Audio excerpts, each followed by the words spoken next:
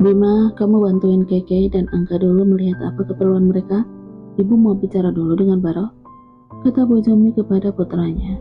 Baik Bu, jawab Bima lalu berpaling kepada aku. Ayo oke, Bima, aku bantu membersihkan bagian belakang. Sepertinya banyak tumbuh rumput-rumput liar. Ajak Bima kepada kami. Bu Jumi menjauh ke halaman dengan berbicara dengan Baro. Aku pura-pura membersihkan jendela kaca sambil melihat gerak-gerik mereka, meskipun pembicaraan mereka tidak terdengar jelas. Aku yakin Baro memberikan kabar tentang kematian Parjo, karena sangat terlihat wajah tegang Bu Jumi mendengar apa yang dikatakan Baro. Oke, aku mau mengajakmu jalan-jalan keliling desa ini. Tiba-tiba Bima berdiri di sampingku. Naik kuda, Kak Bima? Tanya aku karena aku ingin mencoba menunggangi kuda lagi, karena semenjak meninggalkan desa ini, tidak pernah menyentuh hewan itu lagi. Kamu bisa menunggangi kuda, Kek? Dulu waktu kecil pernah diajak pamanku, tapi sekarang lupa gimana rasanya menunggangi kuda lagi. Tenang saja, aku akan mengajarimu lagi. Oke, tapi sore aja ya Kak. Aku harus membuat tugas kampus dulu soalnya. Ucapku karena aku juga harus memberikan makan Lastri di loteng, serta berbicara dengan Kak Angga tentang apa yang aku alami sebutnya tadi ini. Baiklah, nanti sore aku kesini lagi. Aku juga ikut ya, timpa Kak Angga yang juga mendengar percakapan kami. Tentu Angga, aku juga suka kalau kamu ikut, ya rame, jawab Bima.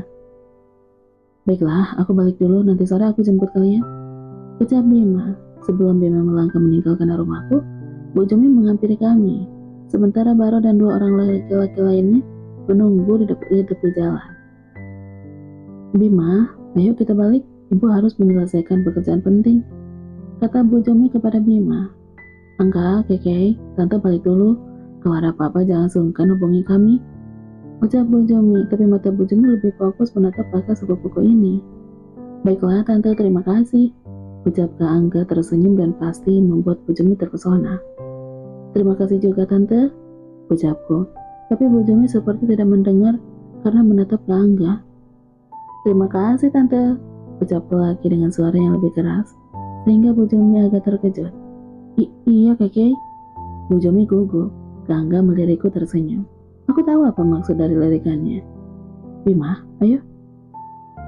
Ajak Bu Jumi kepada putranya dan mereka melangkah meninggalkan rumahku dengan Baro dan dua orang laki-laki lainnya. Setelah mereka pergi, aku menarik tangan Kak Angga menuju halaman belakang. Ada apa, Kak? Tanya Kak Angga terlihat heran dengan sikapku. Kak, aku ada teman di atas, jawabku menunjuk ke loteng. Siapa? Tanya Kak Angga. Aku menceritakan apa yang aku alami subuh ini kepada Kak Angga. Dimulai menceritakan tentang Bu Minten dan gudang belakang rumah Bu Jumi. Aku juga menceritakan sebuah rumah di belakang gudang dan juga tentang Jaka dan Baro. Di saat aku menceritakan tentang aku melawan Parjo dan membunuhnya di rumah itu, Kak Angga langsung terkejut menatapku dengan mata membulat. Kamu membunuh orang suruhan Kuntul? Tanya Kak Angga seakan tidak percaya apa yang aku lakukan.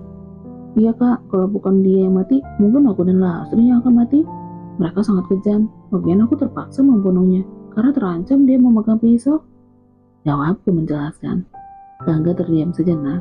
Dia seperti berpikir setelah mendengar apa yang aku ceritakan. Oke, kita lanjutkan rencana kita. Gadis di atas loteng itu harus keluar dari desa ini secepatnya, dan kita kirim ke rumah ayahmu di kota. Aku khawatir dia terancam kalau lama-lama di desa ini. Kak Angga benar, hanya itu yang bisa kami lakukan melindungi Lastri. Gadis itu tidak punya keluarga lain selain pamannya, yang telah menjualnya kepada Baro atas suruhan Guntur dan Jaka. Aku naik dulu, Lastri belum makan, dan kalau dibiarkan, dia akan kelaparan di atas sana. Hati-hati, kakak akan mengawasimu dari sini.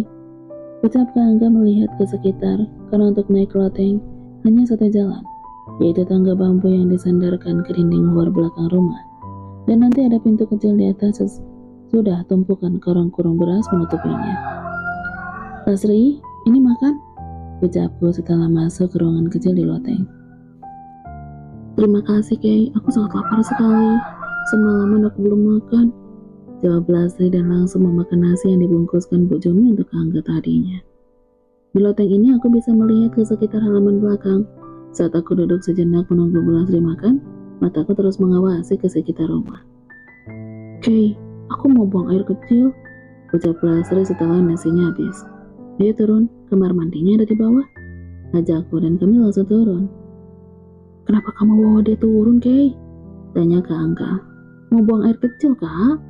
Jawabku setelah aku dan Lastri sampai di bawah. Ini kakakku, Kak Angga. Ucapku Lastri memperkenalkan mereka. Lastri, Kak? Kata Lastri mengeluarkan tangan dan mereka salaman. Cepat masuk ke kamar mandi, setelah itu balik lagi ke loteng, kata Kak Angga sambil matanya liar melihat ke sekitar. Lastri segera masuk ke kamar mandi. Kamar mandi hanya satu di sudut dapur. Aku menunggu di depan kamar mandi dan Kak Angga menunggu di depan pintu belakang. Ada Jaka dan Baru menuju ke sini, Kay. Ucap Kak Angga terpana melihat ke halaman belakang. Sial, Lastri masih di kamar mandi. Rumah ini tidak berpagar hingga siapapun yang menuju ke rumah ini bisa melalui belakang, yang juga bisa tembus ke area gudang Pak Guntur. Apakah Jaka mencariku ke sini? Apakah dia tahu aku yang membunuh Parjo? Mudah-mudahan saat terjadi aksi pergulatanku dengan Parjo di rumah itu, tidak ada yang melihat. Tok tok tok. Lastri, cepat keluar, Jaka dan Baru menuju ke sini. Ucapku berbisik sambil mengetuk pintu. Siap, apa yang harus aku lakukan? Untuk menuju ke loteng melalui tangga di dinding belakang, sedangkan Jaka dan Baru melalui semak-semak belakang menuju ke rumah ini. Kak, apa yang harus kita lakukan? Tanyaku panik.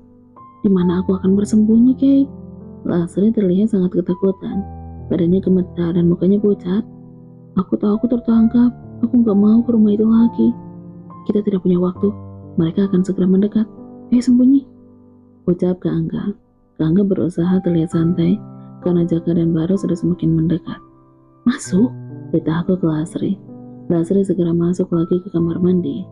Kalau mereka melihat dan mencoba menangkapmu ini, pegang pisau ini, dan lari sejauh yang kamu mampu. Aku juga tidak tahu apa yang akan terjadi kalau ketahuan menyembunyikanmu, ucapku sambil memberikan pisau ke Lastri. Aku takut, Kay, jawab Lastri, bertambah gemetar sambil memegang pisau yang aku berikan. Usir ketakutanmu dan berpikir bagaimana kamu bisa sembunyi dari mereka. Lebih bahaya kalau kamu tertangkap.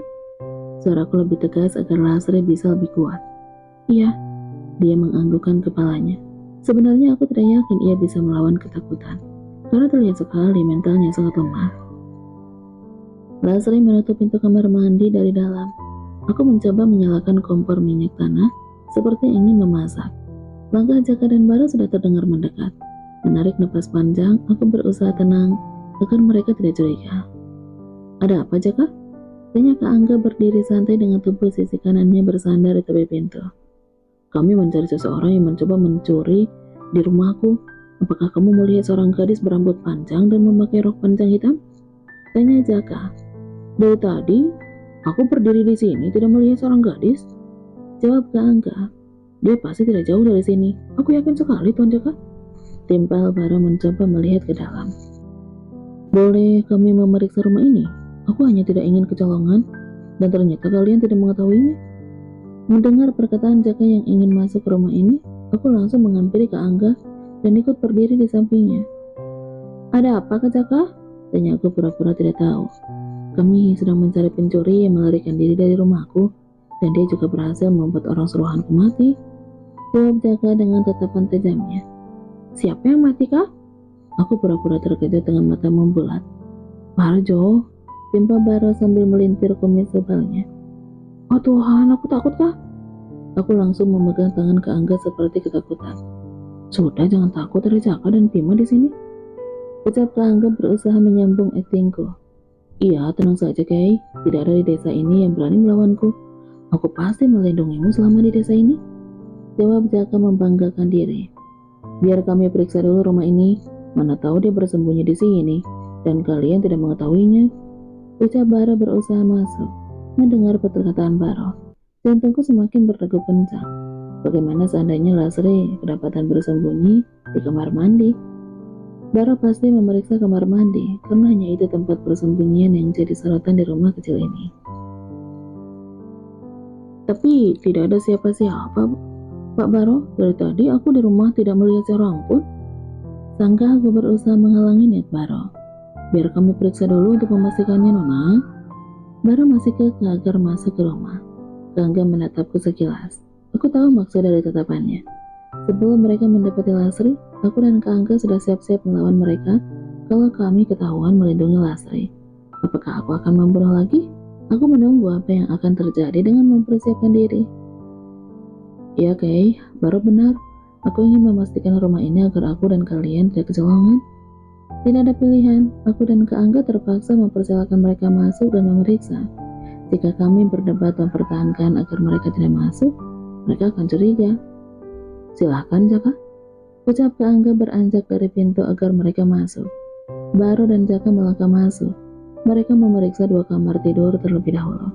Saat mereka lengah, aku ingin segera memeriksa kamar mandi dan menyuruh Lasri lari diam-diam. Pintu kamar mandi dibuka. Siapa yang ada di dalam mana? Tanya Baro saat aku memegang pintu, tapi belum terbuka lebar. Oh, tidak ada siapa-siapa, Pak. Aku ingin buang air kecil. Jawabku agar Baro tidak curiga. Lalu aku melangkah masuk. Tunggu. Tiba-tiba Jaka menghentikanku saat ingin mengunci pintu kamar mandi dari dalam. Ada apa, Kak Jaka? Aku mau buang air kecil. Ucapku dengan perasaan berdebar, takut mereka masuk memeriksa. Biar aku periksa dulu kamar mandinya. Ucap Jaka dan langsung melangkah ke arah kamar mandi. Tidak ada pilihan kecuali menuruti kemauan Jaka. Dia melangkah masuk dan aku segera berdiri di ambang pintu. Lebih baik melawan Jaka di kamar mandi ini agar tidak terlihat dari luar. Sementara Kak Angga juga sudah siap-siap di belakang Baro. Oke, kamu bisa gunakan kamar mandinya, Kay. Ucap Jaka keluar dari kamar mandi. Aku membuang napas lega karena Jaka tidak menemukan Lasri.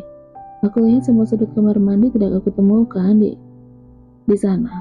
Loh, di mana Lasri bersembunyi? Baiklah Angga, Kay, kami permisi dulu. Kalau kalian melihat gadis itu secepatnya beritahu aku ya, kata Jaka. Tentu saja Jaka, jawab Kak Angga. Aku hanya menganggukkan kepala menjawab. Setelah memastikan Jaka dan Bara meninggalkan rumah, aku dan Kak Angga memeriksa semua sudut ruangan, tapi Lasri tidak ditemukan. Lasri di mana, Kay? Tanya Kak Angga heran. Sama sepertiku. Aku juga tidak tahu, Kak, jawabku. Tadi dia masuk lagi ke kamar mandi, tapi kenapa sekarang tidak ada? Tidak lama kemudian kami mendengar suara air di dalam kamar mandi, hingga langsung melihat ke dalam sana. Lasri sudah berdiri di dalam keadaan basah kuyup. Ternyata Lasri bersembunyi di dalam ember besar tertutup yang berisi air. Aku dan Kak Angga terpana melihat ini. Apakah mereka sudah pergi? Tanya Lasri dengan napas besar, karena dia menahan napas lama di dalam ember besar berisi air itu. Jantungku hampir copot. Ucapku membuang napas lega. Kamu cerdik juga ya? Kak Angga tersenyum kecut melihatnya. Lasri tersenyum kecil menanggapi meskipun napasnya masih tersengal-sengal. Ayo, ganti bajumu, ajakku kepada Lasri. Aku memberikan salah satu pakaian keringku kepada Lasri. Rambut panjang itu memperjelas kalau ia gadis desa dengan wajah yang tak alami. Tak ada riasan seperti gadis kota. Satu yang tidak habis pikir. Kenapa pamannya tega menjualnya? Tak adakah rasa kasihan? Ya Tuhan, kenyataan yang kejam ditemukan di desa yang masih kental dengan adat istiadat. Di sini bisa dilihat kalau uang bisa membeli segala-galanya. Setelah mengganti baju, Lasri langsung naik lagi ke lantai untuk bersembunyi.